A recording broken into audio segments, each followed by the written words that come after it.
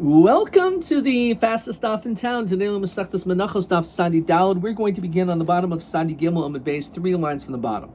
Says the Mishnah, Chaymer b'smicha mib'tenufa, v'tenufa mib'smicha. So in certain regards, smicha, which is pressing all of your weight onto the animal before shchita, in certain ways we have stringencies. In certain ways we don't have stringencies in comparison to tenufa, which is the waving of certain karbanos. So what exactly are the differences? So the Mishnah says that that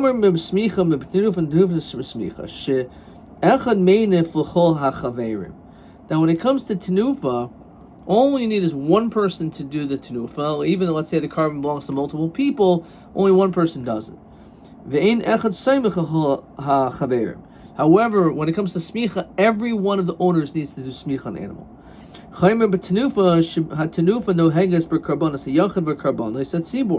We mentioned, as opposed to smicha, which, except for 2 exceptions, is only for carbon yachid. When it comes to tenufa, it could apply to also a carbon sibor. In addition to that it's carbonos at sibor, as we continue to side dal and aleph, b'chayim, it could be done on an animal while it's alive. Uveshchutin. It's possible that tenufa is done even on an animal shechted.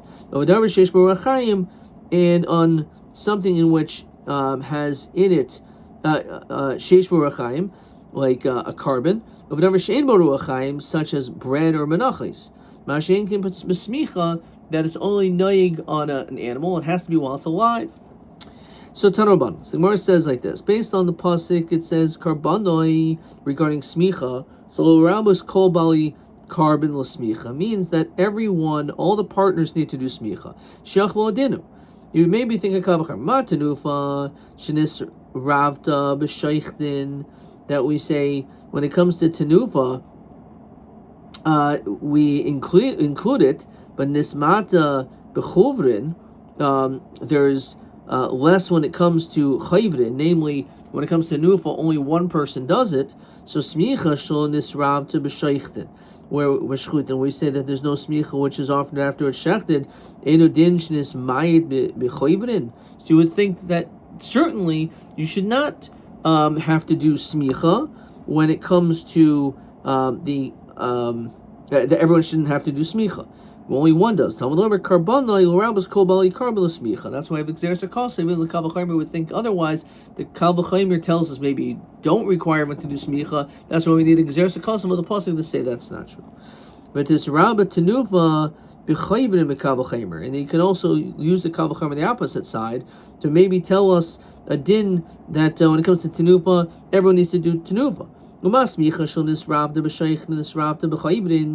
it comes to smicha, even though it has to be done while it's alive, not after shechted, but we require everyone to do it, everyone to do smicha. So tenufa is just ravta b'sheichted. That you could even do tenufa after shechted, so in the din is ravta b'chayvin, and everyone should have to do tenufa. For instance, it's not based on a pasuk, it's just mishum d'lesher. There's no way everyone could do tenufa, because after all, how could it practically have been done? Let everyone do it at the same time. So it's going to be a chatzitza, because you can't have your hands have to be mamish shaking, doing the waving on the animal. And if you have your friend's hand and your hand is underneath your friend's hand, so that's a chatzitza. So leilif, so maybe you wave hadir leilif. So maybe you wave and the next guy waves. No, tenufa merachmanavo tenufais. Right, you can only one time, right? Which this means not multiple times by multiple people. Okay, b'smicha b'sheiхдin leisa. Is it true that you can't do smicha after animals shechted? But tanan, we learned in the Mishnah Masechtas Talmud, mizman shekain gadol writes lahaktir. If the time in which the kain gadol wishes to be makdir karbanos, so hayoyla bekeves, so he would go into the ramp. Sagan b'yaminai, so the deputy kohen gadol will be on his right. Hagia l'maxis kevis. Once he gets halfway up there, achas sagan b'yaminai, so he grabs hold. When he goes up, the hayshit lo harishain harosh v'haregel. So the kohen to the Kohen Gadol. We'll take the head and his feet and samech lein. So we see clearly that they would do smicha on this. V'zarkan hoishit hasheni l'rishon shnei yadayim. He would put both of his hands there. Nice little Kohen Gadol samech lein. So again, it says you do smicha. V'zarkan nishmat hasheni b'halachla v'chein hayim moishitin lo shar kol ha'avarim. They did this with all the limbs. Samech lein. It says again smicha. V'zarkan. There's Manchu Raitza who samech v'cherim zarkan. So clearly we see that it's not true, right? That smicha is done even afterwards. Let's look at Rashi. Ma'oisin Yud Beis or Yud Aleph, the 11 people, Sha'oiskim B'Tamid, the 11 people do the Tamid, there's Samech Alehen Kohen Gadol. So the Kohen Gadol is smichan. Zarkan al Ishim. So they do the Zrika on the fire. V'nishma Tasheni, then the second person comes. V'halachloi, Yavachaver, Shlishi, Moshe the Rishon, the Kohen Gadol. So l'chayra smicha is done afterwards. Remember by hasimishum kavaydo the Kohen Gadol. It's because of his honor. What does that mean? Says Rashi, shenira. It appears kamo sheyakrib hu es kulon. It's as though he's being marked of all of them. So he is samichlain. So he does smicha. Beloshete smichta noheges b'shaychnin min atayra. It doesn't really mean that smicha is done min atayra. It's just it's covered of the Kohen Gadol, it is done in this way. Question 3. So again, we see this by the Kohen Gadol, who's makriv, because of his kavod. Says question 3. That should be like higher level. He would do smicha on all the limbs. Then he would cast them onto the mizbeach. But this is an exception, but not because really it is to be typically done. Okay, all right. Let's finish this parak. Let's now continue with the 11th parak. Shtei halechem. So we're going to focus on the shtei halechem in the on the shulchan. So it says that the shtei halechem niloishais achas achas, that they would need the 12 breads, and they would do each one at a time. But the afos achas achas, they would bake one at a time. Lechem upanim niloishais. That's by the shtei halechem, rather. Pardon me. So the shtei halechem, which are brought on Shavuos, accompanied by the kifsei atzeres, so those were done separately. However, when it comes to the lechem upanim each week on the shulchan, niloishas achas achas, it's true we would need them separately. But nuafos shtaim shtaim. However, we would bake them 2-2. Udefus hoya oisoison kishu roiden. We're going to see exactly what this form or this mold looked like, but there was 3 different molds, as we'll see, and one of them was when they were roiden, when they were taking the breads out. Nasal the fuss, they would put it into a form kadeshus kalkalu. Right, we don't want it to like break apart, so therefore they were always held by a certain outer kli of some sort. We'll see what it looks like. It's a machlokas. We'll see in a moment on Amud Beis. So minahanimil. So fact the Gemara. How do we know this? Right, this whole din about how many times it's prepared. The Tanabanan. The pasuk says shnei esrainim yehachal ha'achas. It says 2 esrainim should be with chal ha'achas. Why does it say ha'achas? Malamed sheniloishas achas achas. It comes to tell you that the kneading is done separately. V'nayin sh'af shtei halechem kach. That's by the lechem upanim. How do we know that's true also when it comes to the shtei halechem, that they're kneaded one at a time? Talmud Lomer, yeah. How do we know when it comes to the lechem upanim is done, the baking is 2. Talmud Lomer v'samti osam, that you shall place them. Them is Lashon Rabim, and the smallest amount of Lashon Rabim would be 2. And that's referring to the lechem upanim. So Yochel af shtei lechem kain. So it may be also the shtei lechem, they both are baked together. Talmud Lomer osam. Only the lechem upanim are baked 2 together. But not the shtei lechem, only the lechem upanim. So hayoisam hafikte. We already used that pasuk for that. So im kain limikra v'samto my v'samto moisam shema min atarti.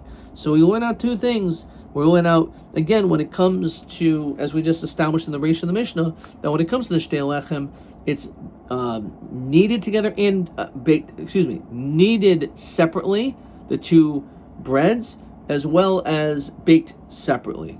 However, when it comes to the Lechem Apanim, although they were all kneaded separately, but they were baked in pairs. Tanu Rabban, v'samta oisam b'tfus. So you're supposed to have this mold, this form. So actually, shleisha defusim. There was actually 3 different molds for the lechem apanim. Noisel defus. First, you put it into one form. V'yadayin hi batzek. It was still a dough. Then ukamin defus hoya lo b'tanur. And then they had this defus for the oven.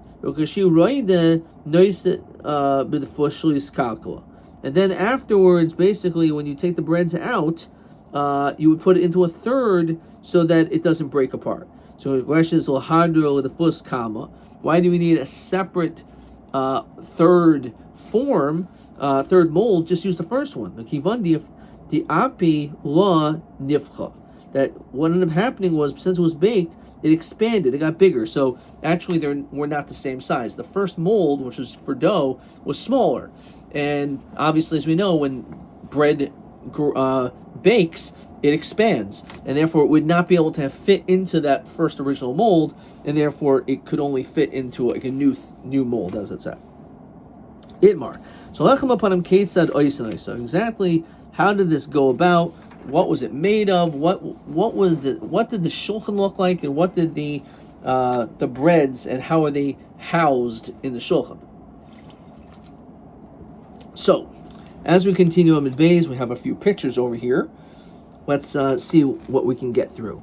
So we have a machloka. So b'chanina omer kimin teva perutza. It says it looked like an open box. As you can see, it's almost like square and flat at the bottom. And then you can see this picture on the top Rashi where it's mamish. The bottom is flat. Okay, so that's what it means, like an open box. Rav Yochanan omer kimin Sfina Rokades. It was like a moving, fast-moving ship. So a ship, as we know, isn't flat at the bottom. It has curvature at the bottom, which is, you can see this picture. It almost looks like the letter V. Now, Bishlam Amandi Yermakimin Teva Perutza. I can understand why it was shaped like the top picture, that it was flat at the bottom, right? This open box. Hainu de Haviyasvi Bazichin. That's how we were able to have the Bazichin. The shtei bazichin that were put on top of it, so we can understand that. It says Rashi, shel lavoino, when it came to the frankincense, it was b'toich lechem ha'elyon, it was within the top breads. Kesib al hamarechas lavoino zaka, the hoyel v'shulayim rechavim, and since it was wide, habiyoshmim habazichin alehin yafe. So therefore you can see it was very wide, so it was easy to be able to put them there. If in fact the breads were shaped, and you can also see on the bottom these 2 different designs of what the shulchan could have looked like based on what the lechem apanim being flat or V-shaped. So if it's that opinion that it's like this fast-moving ship, so heichi haviyasi bezichin, how are you able to house the bezichin up there? Says Rashi, ha'ein lo shulayim. Right, it doesn't have like an edge to it, right? So how would you hold on to it? So makam avid lahu. So they made a special place, as Rashi, but oivi echad hadafonos, the thickness of one of the walls. Hayu misakin lehen base moishav. So there was basically they made a place for the bazichin to be housed. So bishul mama they recommend teva perutza again. If it's this open box with the floor, the bottom of the bread, the form was flat. Now we can understand where the reeds sat. If it was shaped like this V, so how would they be able to sit? In other words, they had 3 kanim, 3 of these long poles, if you will, that if it was square, you could put them one in the middle, one on each side, and it's wide. However, if it's thick in the middle and then narrows like this, like almost like an oval shape, but very narrow on both sides, you can't put poles on the edges because there's only this tiny little space on both sides, so it's going to end up falling off. So how did the kanim stay, right? It would fall off if it's the case of like the ship. So the answer is morsha avidluhu. They made like a protrusion, which means they added 2 pieces of dough to support the kanim. If you look in Rashi,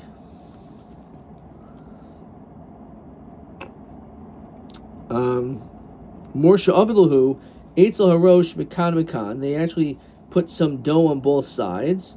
Umidabek ma'at betzek. Again, they would attach a little bit of dough l'kablos akanim. So basically, it was almost like a glue that held the reeds together. They put some of the dough there, and therefore it would be able to cause the reeds to get stuck into that on the sides. So Bishamon the Yermi command Teva Perutza. Again, it's seeming like that everyone's liking this shot better, that it's flat on the bottom. Hainu de samchi le senifin.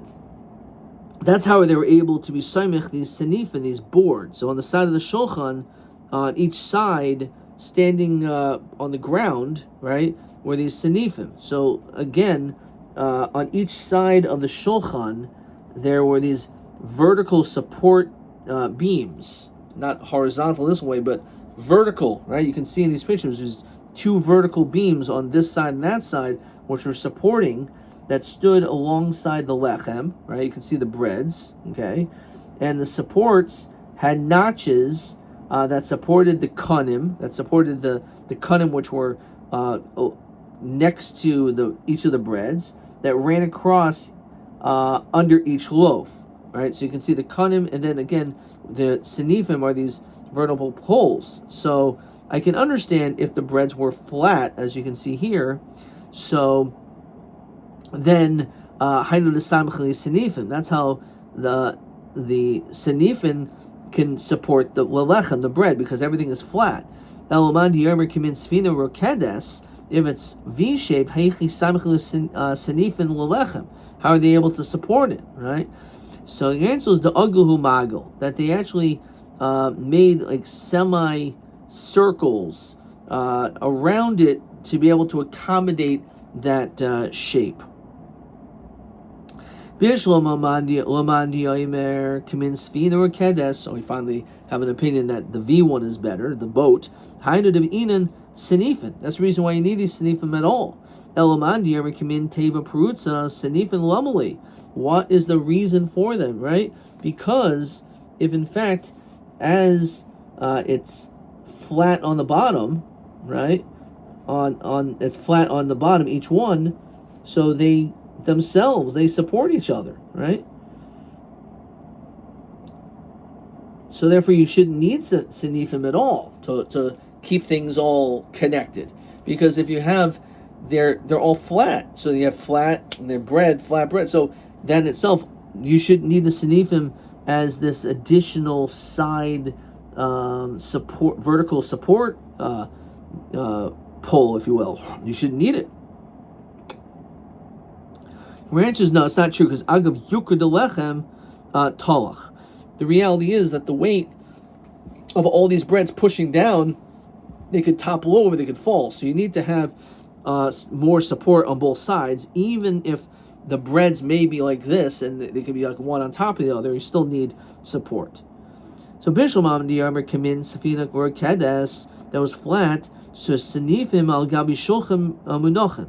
So he said that the Senifim were put on the shulchan, that's where it was placed, like on these bottom boards you can see over here, these pictures. Eloman Diyarmer Kamin Teva Perutza Senifim Heichi Manachahu. How are they able to put it there? Ara Manachahu. It should be on the ground. Where it says in Diyarmer Rab Abba Bar Mamul Dibri Haimer Kamin Svina or Kedes, one who says it's like that, Senifim al Gabi Shulchan Munochan. The senifim were on the shulchan.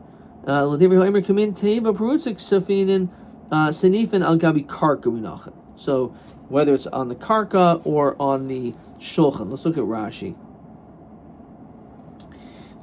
So first of all, agav yukr the lechem. So why do we need them? It's because of the heaviness. Shezem munach al zem mechabdei, right? The bread on another bread, right, is going to make it very heavy. And it'll end up breaking it. Okay, so Sanifin al Gabi Shulchan Munachim, says Rashi, that the Sanifim were on the Shulchan, Uva Agaluhu, and it was rounded off. Elamandi Omer Kimin Teva Perutza, that it was flat, Vahavi Hadafanois Shavois, and the walls were all even, the Zekufos and straight, Sulu Matsu Sanifin Lamesav al Shulchan. So we said again, it's therefore if you hold it's Teva Perutza, then it was actually on the ground. Kamana az hadim Rabbi Yehuda halechem amidin al asnifin vasnifin amidin as alechem kaman the oimer kamin sfina rokedes. We're going to stop there. But again, we have this interesting machlokas that manifests itself. Exactly what did the shulchan look like, and what did the lechem upon him and the defus look like? Okay, let's see question 4. B'matoi hanida inim safinim de shulchan al gabi karka. What is this machlokas? If the Sanifim were on the ground, or they were al gabi shulchan. So l'divrei Amr lechem kimin teva perutza, the one who said that it was flat, right? This open box. Hayu Sanifim al gabi karka minachem. So they say that the Sanifim were on the ground. L'divrei Amr lechem kimin sfina or kedes safinim al gabi shulchan minachem. So again, that's what it's. That machlokas is totally zebazeh. Okay, question TA 13. Al gabi ma hayu hasnifim shel shulchan oindin u'mazet toli. Same question. So again, it's totally on this machlokas whether or not it's sfina rokedes or teva perutza. If it's sfina rokedes, it was al gabi shulchan.